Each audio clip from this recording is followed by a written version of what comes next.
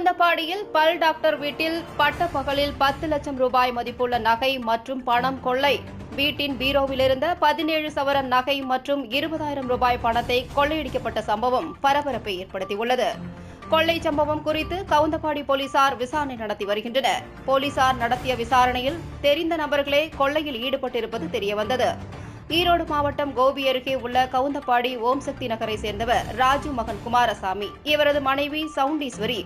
பல் மருத்துவர்களாக இருவரும் வீட்டில் அருகிலேயே பல் மருத்துவமனை வைத்து நடத்தி வருகின்றனர். இவர்களுக்கு யாகமுத்திரை மற்றும் தேன்மொழி என்ற 2 மகள்கள் உள்ளனர். வழக்கமாக 2 மகள்களும் பள்ளிக்கு சென்ற பின்னர் பல் மருத்துவர்களான குமாரசாமியும் சவுண்டீஸ்வரியும் அருகில் உள்ள அவர்களது மருத்துவமனைக்கு சென்று விடுவது வழக்கம்.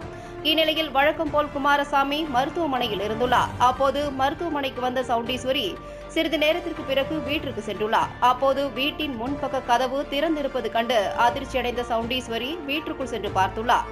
வீட்டின் உள் அறையில் வைக்கப்பட்டிருந்த பீரோ திறந்த நிலையில் இருப்பது கண்டு அதிர்ந்த அவர் பீரோவை சோதனை செய்தபோது அங்கு வைத்திருந்த சுமார் 10 லட்சம் ரூபாய் மதிப்புள்ள 17 சவரன் நகை மற்றும் 20,000 ரூபாய் கொள்ளையடிக்கப்பட்டிருப்பது தெரியவந்தது. இதனால் அதிர்ச்சியடைந்த சவுண்டீஸ்வரி இது குறித்து கணவருக்கு தகவல் தெரிவித்துள்ளார். அதைத் தொடர்ந்து குமாரசாமி அளித்த புகாரின் அடிப்படையில் சம்பவ இடத்திற்கு சென்ற கவுந்தப்பாடி போலீசார் கொள்ளை சம்பவம் குறித்து விசாரணை நடத்தினர்.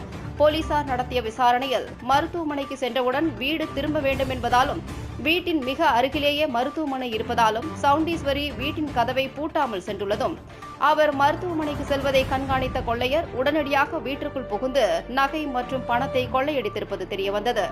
அதைத் தொடர்ந்து ஈரோட்டிலிருந்து தடயவியல் அறிஞர்கள் வரவழைக்கப்பட்டு கைரேகைகள் சேகரிக்கப்பட்டது. அதில் சவுண்டீஸ்வரி நகை மற்றும் பணம் வைத்திருப்பதை நன்கு அறிந்த நபர்களே கொள்ளை சம்பவத்தில் ஈடுபட்டிருப்பது தெரியவந்தது. அதைத் தொடர்ந்து அங்கு கிடைத்த கைரேகை மற்றும் தடயங்களை வைத்து கவுந்தப்பாடி போலீசார்